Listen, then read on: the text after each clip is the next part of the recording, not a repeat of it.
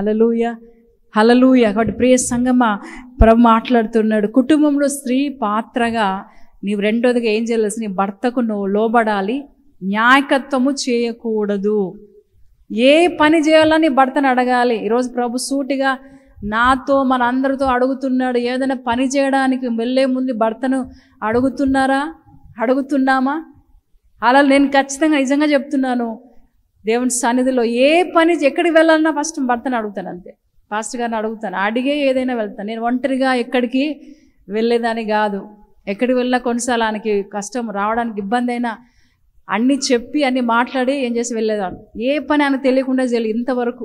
హల్లెలూయా.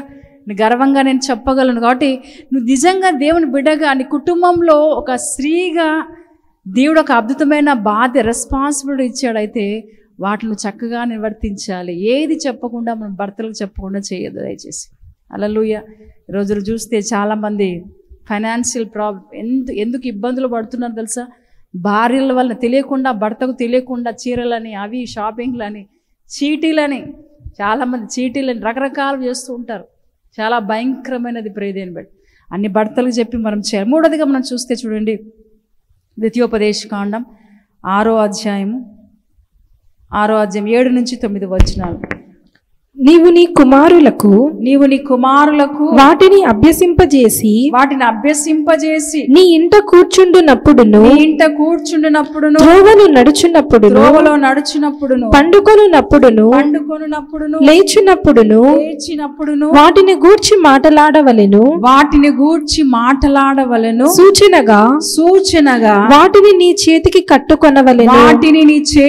కట్టుకొనవలెను. మూడోదిగా కుటుంబంలో స్త్రీ పాత్ర ఏంటో తెలుసా?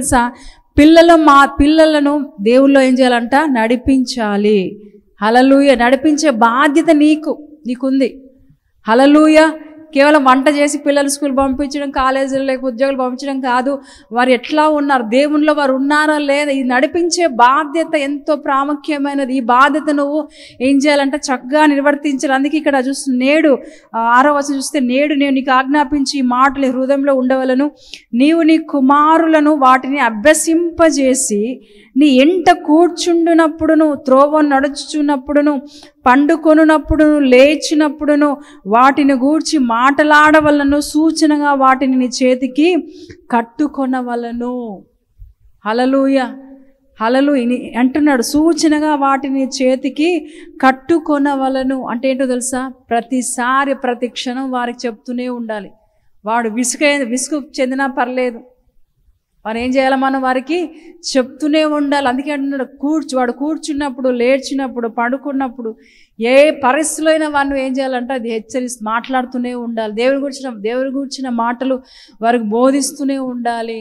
అలా ఈరోజు తల్లిదండ్రులు పిల్లలతో మాట్లాడరు. చాలాసార్లు తల్లిదండ్రులు ఏం చేయరు? పిల్లలకు సరైన మాటలు, హెచ్చరిక మాటలు చెప్పరు. అందుకే వాడు ఏమవుతుంటారు తెలుసా? త్రోవ తప్పిపోతూ ఉంటారు. హల్లెలూయా. వారు దేవుని తెలుసుకోకనే, తెలుసుకోకుండానే వారి రక్షణ కార్యం వారి జీవితాల్లో జరగకుండా వారు ఏమవుతుందో తెలుసా? భయంకర నష్టాలు కొన్ని తెచ్చుకుంటున్నారు. ప్రియదేని కుటుంబంలో స్త్రీలుగా మనం ఏం చేయాలి? వారు కూర్చున్నప్పుడు, లేచినప్పుడు వారు దేవుని గూర్చిన మాటలు బోధిస్తూ, ఈరోజు బైబిల్ చదువుకున్నా, వాక్యం చదువుకున్నావా?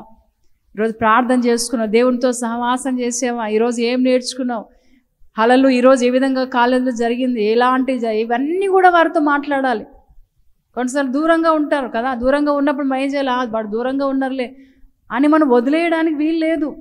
వారితో ఈరోజు ఏం చేస్తావు, ఈరోజంతా ఇలా టైం పాస్ చేస్తావు, గడిపావని ప్రతి క్షణం వారితో ఎప్పుడైతే నువ్వు మాట్లాడుతుంటే వారు కొన్ని రోజుల తర్వాత ఇంకా నువ్వేం అడగనవసరం లేదు, వారే అన్నీ చెప్తారు. ఈరోజు ఇట్లా జరిగింది, ఇట్లా వాక్యం చదువుకున్నాను, ఈ వాక్యం చదువుకున్నాను, ఈరోజు మా ఫ్రెండ్స్తో ఇక్కడ అన్నీ కూడా వారు ఏం చేయరు తెలుసు? వాళ్ళు అన్నీ దాచిపెట్టుకోకుండా అన్నీ కూడా వారు చెప్తారు. హల్లెలూయా. షైని కూడా కాలేజీలో ఉన్నప్పుడు, హాస్టల్లో ఉన్నప్పుడు నేను ప్రతిరోజు అడిగేదాన్ని, వాక్యం చదువుకున్నా ఫస్ట్ మనం మాట్లాడేది ఏంది? క్రైస్తవులుగా, విశ్వాసులుగా, దేవుని బిడ్డలుగా, సేవకులుగా ముఖ్యంగా మేము అడగాల్సింది ఏంటో తెలుసా? ప్రార్థన చేసుకున్నా, వాక్యం చదువుకున్నా, ఈరోజు ఏం జరిగింది, ఏ క్లాసులు జరిగినాయి, మీ ఫ్రెండ్స్తో ఏం మాట్లాడావు, ఎవరితో ఏం తిన్నావు, ఇవన్నీ కూడా ఎప్పుడైతే అడుగుతామో నిజంగా ఇంకా వారు ఏం దాచిపెట్టుకోలేరు. అన్నీ కూడా నువ్వు అడగకుండా చెప్తారు. అన్నీ కూడా ఇక్కడికి వెళ్ళామా, ఇక్కడికి వెళ్ళినా, అట్లా ఎప్పుడైతే నువ్వు మన పిల్లలు, అందుకే అంటున్నాను, కూర్చున్నప్పుడు లేచినప్పుడు అన్నీ కూడా వారితో ఎప్పుడైతే మాటలు, త్రోవలో నడుచున్నప్పుడును కూడా. కొంతమంది చెప్తుంటే, ఈరోజు వాక్యం చదువుకున్నావా, బైబిల్ దేవునికి ప్రార్థన చేస్తున్నావంటే ఎప్పుడు అది అడిగేదే కదా క్వశ్చన్. ఎందుకు మరీ అడుగుతున్నావు?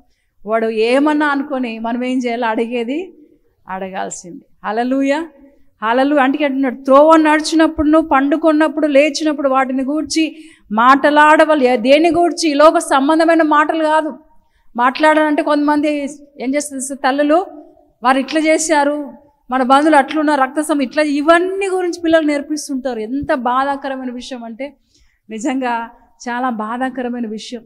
ఇవన్నీ దీని గురించి లోక సంబంధమైన వాటిని మాట్లాడొద్దు మనం దయచేసి. హల్లెలూయా. లోక విచారాల కోసం, దానికోసం మాట్లాడడానికి వీల్లేదు. మనం దేవుని గూర్చిన మాటలు మాట్లాడాలి. అందుకే అంటున్నాడు చూడండి, ఇక్కడ 4:6 ద్వితీయోపదేశకాండం 6వ అధ్యాయము 5వ వచనం చూస్తే, నీ పూర్ణ హృదయముతోను 6:5 నీ పూర్ణ హృదయముతోను, నీ పూర్ణ హృదయముతోను, నీ పూర్ణ ఆత్మతోను, పూర్ణ ఆత్మతోను, నీ పూర్ణ శక్తితోను, పూర్ణ శక్తితోను నీ దేవుడైన యెహోవాను ప్రేమించవలెను. నేడు నీకు ఆజ్ఞాపించు, నేను ఆజ్ఞాపించు ఈ మాటలు నీ హృదయములో ఉండవలెను. నేను చెప్పే ఆజ్ఞలు నీ హృదయంలో ఉంచుకొని నీ పిల్లలకి ఏం చేయాలంట? బోధించాలి. అన్ని ఈలోక సంబంధమైన మాటలు కాదు వారితో మాట్లాడేది, దేవుని మాటలు ఎక్కువగా మాట్లాడాలి. దేవుని గూర్చిన మాటలు వారికి ఎక్కువ మనం ఏం చేయాలంట? బోధించాలి. నేడు నీకు ఆజ్ఞాపించు ఈ మాటలు నీ హృదయములో నుండవలను. నీవు నీ కుమారులకు వాటిని అభ్యసింపజేసి నీ ఇంట కూర్చున్నప్పుడు, త్రోవ నడుచున్నప్పుడు, పండుకున్నప్పుడు, లేచినప్పుడు వాటిని గూర్చి మాట్లాడవలను. సూచనగా వాటిని నీ చేతికి కట్టుకొనవలను. అవి నీ కన్నుల నడుమ ఏంటంట? నీ కన్నుల నడుమ బాసికము వలె ఉండవలను. నీ ఇంటి ద్వార బంధకముల మీదను, నీ గవుల మీదను వాటిని వ్రాయవలను. హల్లెలూయా. ఇది కూడా చాలా ఇంపార్టెంట్ ప్రేమ. హల్లెలూయా.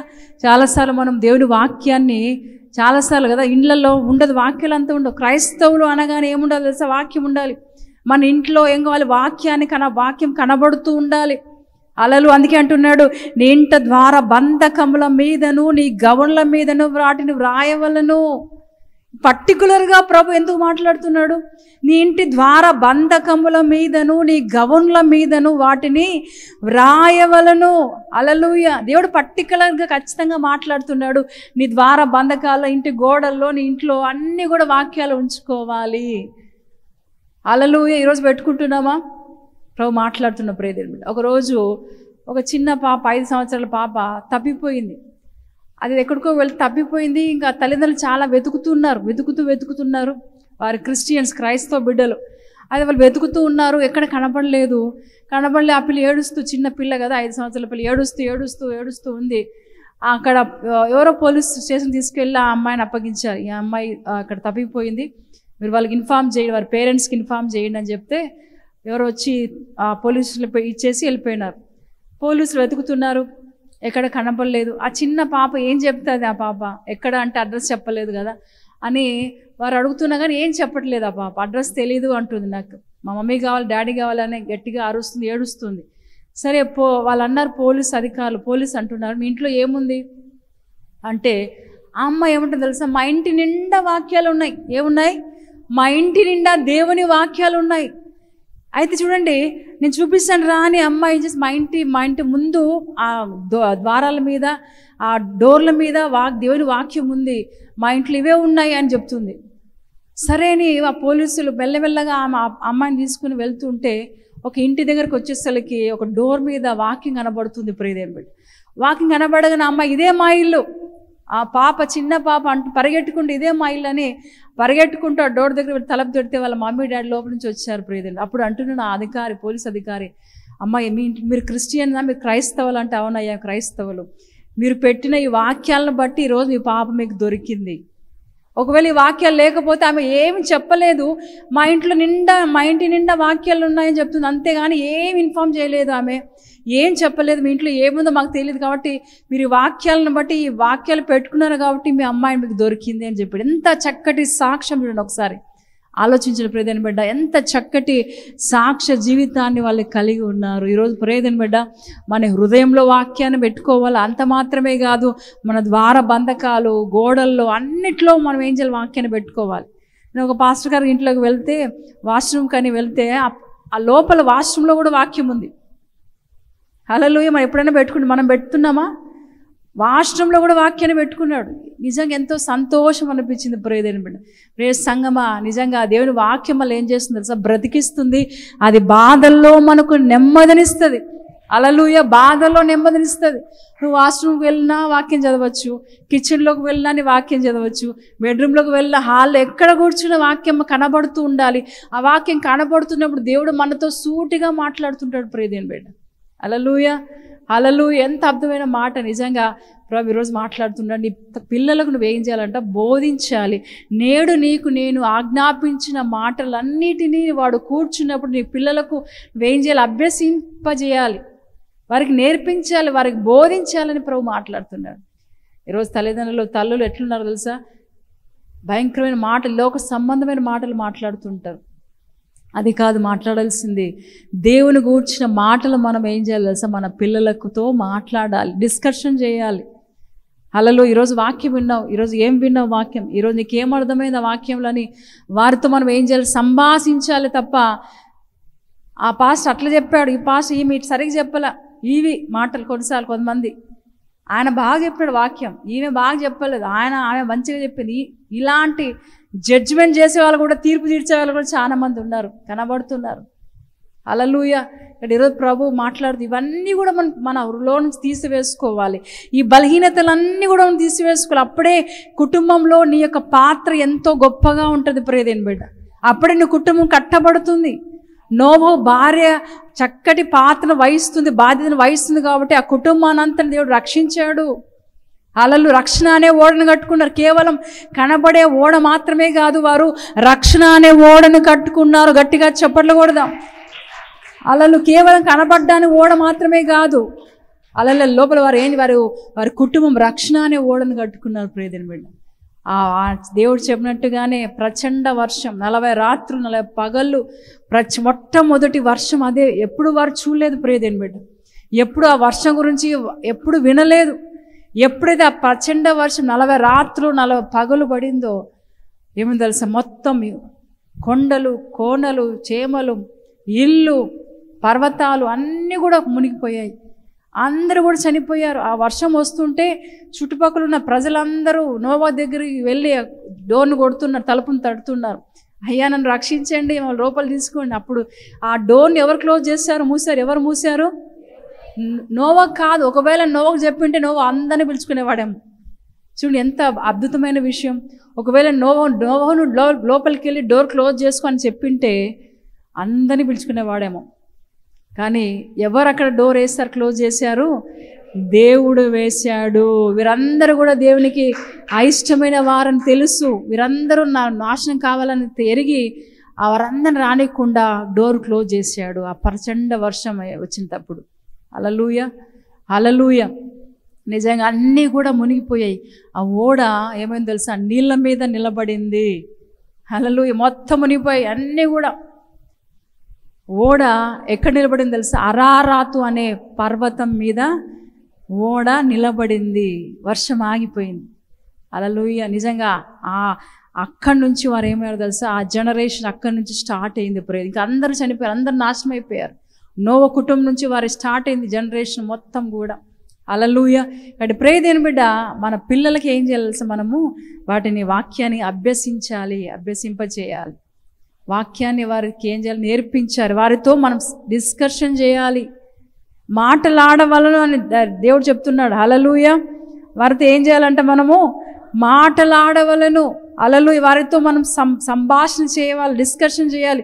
అందుకే చూడు సామెతలు 22 చూడండి. సామెతలు 22 6వ వచనం సామెతలు. Proverbs chapter 22:6. బాలుడు నడవవలసిన త్రోవను వానికి నేర్పుము, వాడు పెద్దవాడైనప్పుడు దాని నుండి తొలగిపోడు.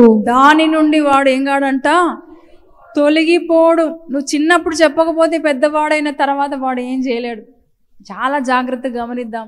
చిన్నప్పటి నుంచి వారికి దేవుళ్ళు పెంచకపోతే వాడు పెద్దవాడైనప్పుడు దేవుళ్ళు ఉండలేడు. అందుకే ప్రభు ఎంత చక్కటి మాట మాట్లాడుతూ, బాలుడు నడవలసిన త్రోవను వానికి నేర్పు, వాడు పెద్దవాడైనప్పుడు దాని నుండి తొలగిపోడు. హల్లెలూయా. వాడు పెద్దవాడైనప్పుడు ఏం చేస్తాడు తెలుసా? తొలగిపోడు. అందుకే చిన్నప్పుడు సండే స్కూల్ పిల్లల్ని మనం ఏం చేయాలి తెలుసా? సండే స్కూల్ పంపించాలి. చిన్నప్పటి నుంచే వారికి దేవుని కూర్చిన మాటలు బోధించే వాటికి ఎక్కువ మనం ఏం చేయాలి? సండే స్కూల్కి పంపించాలి. ప్రియదేని బట్టి చూస్తుంటాను, కొంత తల్లిదండ్రులు పిల్లలు పంపించారు, బయట కూర్చొని వారి మీద కూర్చొని వారిని ఏం చేస్తుంటే ముద్దులు పెట్టుకుంటూ రకరకాల పిల్లల్ని సండే స్కూల్లో పంపరు. హల్లెలూయా. ఎందుకు సండే స్కూల్ అంటే చిన్నప్పుడే వారు దేవుని గురించిన మాటలు తెలుసుకోవాలి, చిన్నప్పటి నుంచే దేవుళ్ళు ఎదగాలి. హల్లెలూయా. అందుకే బాలుడు నడవలసిన త్రోవను వారికి నేర్పించుము, వాడు పెద్దవాడైనప్పుడు వాటి నుంచి తొలగిపోడు. చిన్నప్పుడే దేవుళ్ళు వాడిని పెంచితే వాడు పెద్దవాడైనప్పుడు ఎట్లుంటాడు తెలుసా? ఏది చేయలేదు, ఏ అపవాది వాడిని ఏం చేయలేదు. ఎందుకంటే దేవుని మాటలు వానికి తెలుసు కాబట్టి. అందుకే హన్న అనుకుందేమో, నా కొడుకుని ఇంట్లో దేవుని మందిరంలో పెడతాను, మందిరంలోనే వాడిని పెడతాను. ఎందుకంటే వాడు చిన్నప్పటి నుంచే దేవుని తెలుసుకోవాలి, దేవుని యొక్క సన్నిధిని వాడు పొందుకోవాలని ఆయన ఏం చేసి దేవుని మందిరంలోనే పెట్టి, చిన్న పాలు విడిచిన వెంటనే వాడు ఎక్కడున్నాడంట? మందిరంలో. హల్లెలూయా. పాలు విడిచిన వెంటనే వాడు ఎక్కడున్నాడు? మందిరంలో. ఆ చిన్నప్పుడు వానికి ఏం కావాలో ఏమి అవసరమో వాడు చెప్పలేడు. అయినప్పటికీ కూడా అన్న ఏం చేసి తెలుసా? అన్నీ పట్టించుకోకుండా, ఆమె హృదయంలో అలాంటి బాధ ఉండొచ్చు. ఈ చిన్నప్పుడు వాడికి ఏమి తెలియదే, వాడు ఎట్లా స్నానం చేయాలి, ఏం తినాలో వానికి ఏం తెలియదు. అయినా ఆ మనసును కఠినపరుచుకొని దేవుడి దగ్గర ఒక డెసిషన్ ఒక ఒప్పందం ఒక ఒడంబడిక తీసుకుంది. నాకు ఒక కుమారుని ఇస్తే నేను నీకే వాడిని నేను అప్పగిస్తాను, నీ సేవలను వదిలిపెడతాను, ఒక ఒడంబడిక చేసుకుంది దేవునిలో. ఎప్పుడైతే కుమారుడు ఇచ్చాడో పాలు విడిచిన వెంటనే వాడిని తీసుకుని ఏం చేసింది? దేవుని మందిరంలో. వాడు ఎట్లుంటాడో పాపం, వాడు చిన్నోడు కదా, ఎట్లా తింటాడో తినడో, సరిగ్గా నిద్రపోతాడు, ఇవన్నీ ఆలోచనలు ఏమీ లేవు. దేవుని సెలవు వదిలిపెట్టేసింది. హల్లెలూయా. మన సంఘంలో కూడా వారి గురించి నేను విన్నాను. చిన్నప్పుడే ఇద్దరు ఉన్నారంట తల్లిదండ్రులు. ఇద్దరు పుట్టిన వెంటనే వాడు కొడుకుని తీసుకొని దేవుని మందిరంలో వదిలిపెట్టేశారు. నేను అడుగుతున్నా, ఎట్లా ఉంటాడు వాడు అసలుకి? ముందు రోజులు కాదు, ఈ రోజులు ఎట్లా ఉంటారు? తల్లిదండ్రులు విడిచిపెట్టి ఎట్లా ఉంటారంటే ఆమె అంటుంది, అసిస్టెంట్ అంటుంది, లేదక్క ఖచ్చితంగా వారు వారానికి ఒకసారి వెళ్ళి, నెలకోసారి వెళ్ళి వారితో గడిపి తల్లిదండ్రులు వాడు ఏడుస్తాంట వచ్చేటప్పుడు. అయినా అవన్నీ పట్టించుకోడు. దేవుని మందిరంలో ఉండాలి వాడు, దేవుని మందిరంలో గడపాలి, దేవుని మందిరంలోనే వాడు ఉండాలని ఆలోచన కలిగి వారు కష్టం వచ్చినా బాధ ఉన్నా ఆ కొడుకును మాత్రం అక్కడే పెడతారంట, ఇంటికి తీసుకురారు. మరి వాళ్ళు ఉద్యోగాలు చేస్తారు. అంటే దేవుని సన్నిధిలో వారు ఏం చేశారు తెలుసా? ఒక ఒడంబడిక చేశారు. ఈరోజు ప్రియ సంగమా, ప్రభు మాట్లాడుతున్నాడు మనతో. మనం కూడా మన పిల్లలు అలాంటి మాటలతో మనం హెచ్చరించాలి. కేవలం చెప్పడం ఈజీనే. నాకు ఇది కొడుకు ఇస్తే నేను సేవకి ఇస్తానని చెప్పేవాళ్ళు చాలామంది, కానీ పిల్లలు ఇచ్చిన తర్వాత అన్నీ మర్చిపోయే వాళ్ళు చాలామంది ఉన్నారు. హల్లెలూయా. ప్రియ దేవుని బిడ్డ ప్రభు మాట్లాడుతున్నాడు. 4వదిగా మనం చూద్దాం. చూడండి, 4వదిగా చూస్తే అపోస్తలుల కార్యాలు 18వ అధ్యాయము 26వ వచనం చూడండి. Acts chapter 18 verse 26. అపోస్తలుల కార్యాలు 18:26. ప్రిస్కిల్లా అకులాయు విని అతన్ని చేర్చుకొని దేవుని మార్గము మరి పూర్తిగా అతనికి విషదపరచిరి. 4వదిగా చూస్తే సత్యము కొరకు పోరాటం చేస్తున్న తన భర్తకు స్త్రీ ఒక మంచి సహకారిగా. ప్రిస్కిల్లా అంటే ఏంటి? సత్యము కొరకు పోరాటం సత్యం కొరకు మనం ఏం కావాలంట? పోరాటం చేయాలి. అంత మాత్రమే కాదు, తన భర్తకు ఒక సహకారిగా ఉండాలి. మన భర్తలకు ఎట్లుండాలి? సహకారులుగా మనం ఉండాలి. అది దేని విషయంలో తెలుసా? సత్యము కొరకు.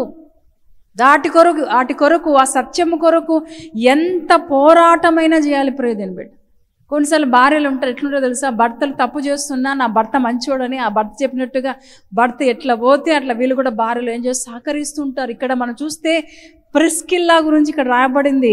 మనం చూస్తే నేను ఒకసారి చదువుతాను, 22వ వచనం నేను ఒకసారి చదువుతాను. 26వ వచనం కదా, 26వ వచనం. ప్రిస్కిల్లా అకులయు విని అతన్ని చేర్చుకొని దేవుని మార్గమును మరి పూర్తిగా అతనికి విశదీకరించింది.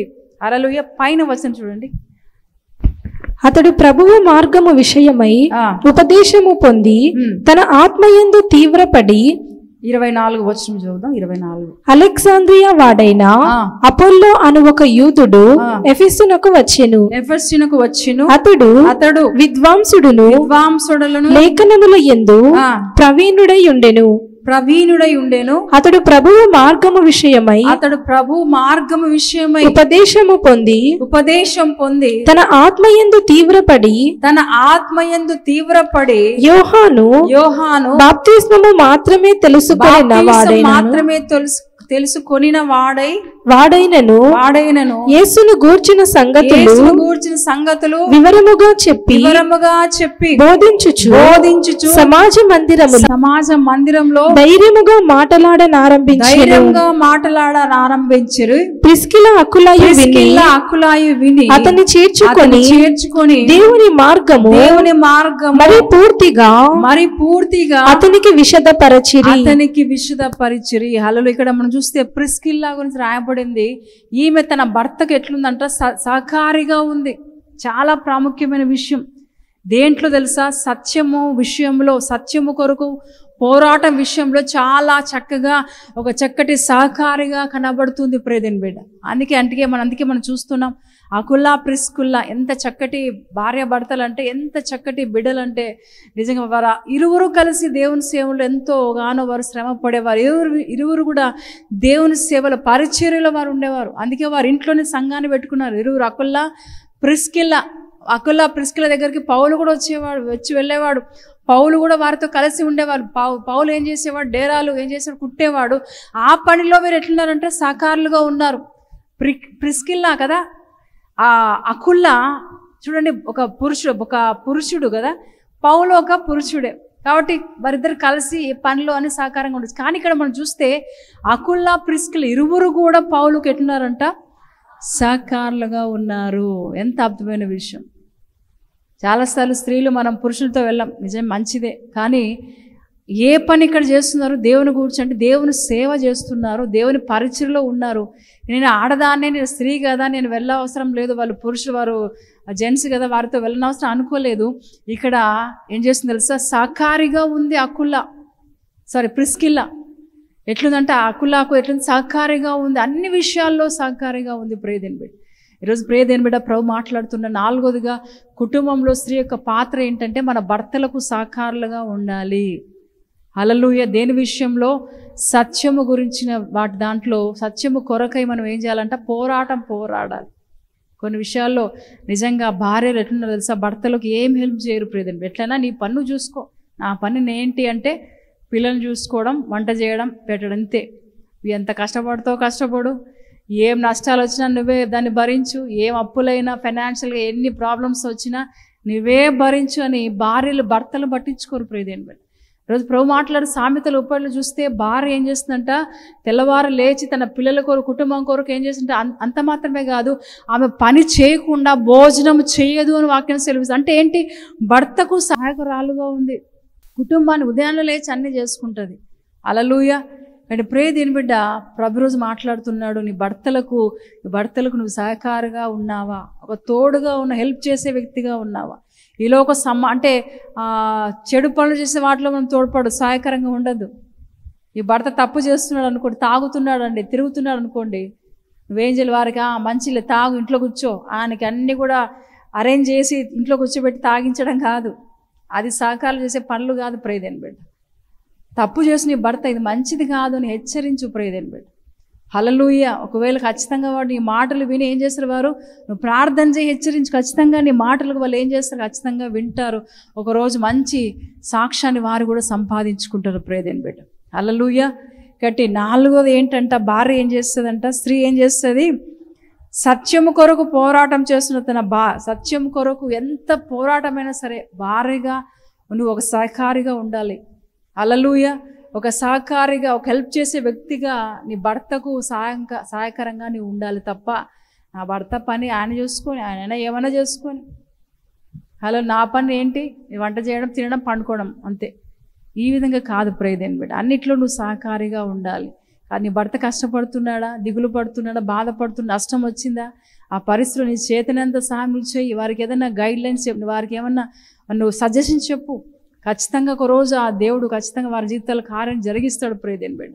హల్లెలూయా, హల్లెలూయా. చూడు రోమిలు రాసిన పత్రిక 16, రోమ 16:4 చూడండి. Romans chapter 16:4.